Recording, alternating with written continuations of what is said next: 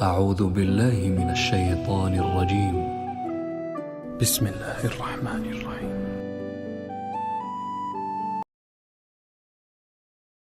شروع اللہ کا نام لے کر جو بڑا مہربان نہایت رحم والا ہے۔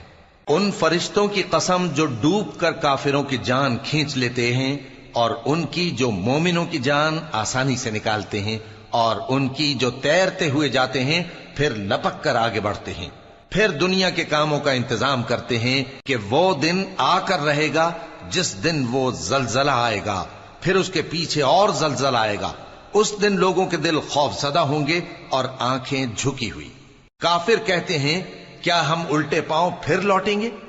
بھلا جب ہم کھوکھلی ہڈیاں ہو جائیں گے تو پھر زندہ کیے جائیں گے؟ کہتے ہیں کہ یہ لوٹنا تو سراسر نقصان کا لوٹنا ہوگا۔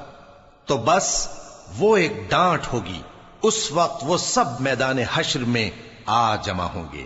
بھلا تم کو موسیٰ کی حکایت پہنچی ہے جب ان کے پروردگار نے ان کو پاک میدان یعنی طویٰ میں پکارا اور حکم دیا کہ فرعون کے پاس جاؤ کہ وہ سرکش ہو رہا ہے، پھر اس سے کہو کہ کیا تو چاہتا ہے کہ پاک ہو جائے اور میں تجھے تیرے پروردگار کا رستہ بتاؤں تاکہ تجھ کو خوف پیدا ہو؟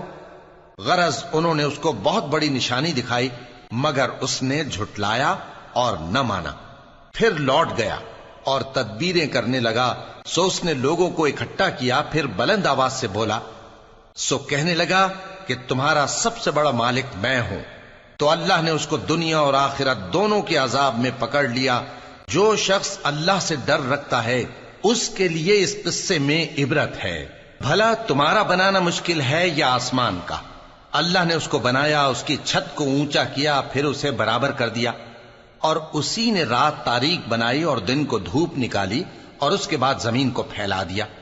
اسی نے زمین میں سے اس کا پانی نکالا اور چارہ اگایا اور اس پر پہاڑوں کا بوجھ رکھ دیا۔ یہ سب کچھ تمہارے اور تمہارے مویشیوں کے فائدے کے لیے کیا۔ پھر جب وہ بہت بڑی آفت آئے گی اس دن انسان جو محنت وہ کرتا رہا یاد کرے گا، اور دوزخ دیکھنے والے کے سامنے لا کر رکھ دی جائے گی۔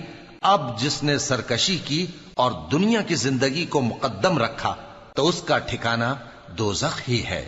اور جو اپنے پروردگار کے سامنے کھڑے ہونے سے ڈرتا اور نفس کو بیجا خواہشوں سے روکتا رہا تو اس کا ٹھکانہ بہشت ہی ہے۔ اے پیغمبر صلی اللہ علیہ وآلہ وسلم، لوگ تم سے قیامت کے بارے میں پوچھتے ہیں کہ اس کی آمد کب ہے، سو تم اس کے ذکر کی طرف سے کس فکر میں ہو؟ اس کا منتہا یعنی واقع ہونے کا وقت تمہارے پروردگار ہی کو معلوم ہے۔ جو شخص اس سے ڈر رکھتا ہے تم تو اسی کو ڈر سنانے والے ہو۔ جب وہ اس کو دیکھیں گے تو ایسا خیال کریں گے کہ گویا دنیا میں صرف ایک شام یا ایک صبح رہے۔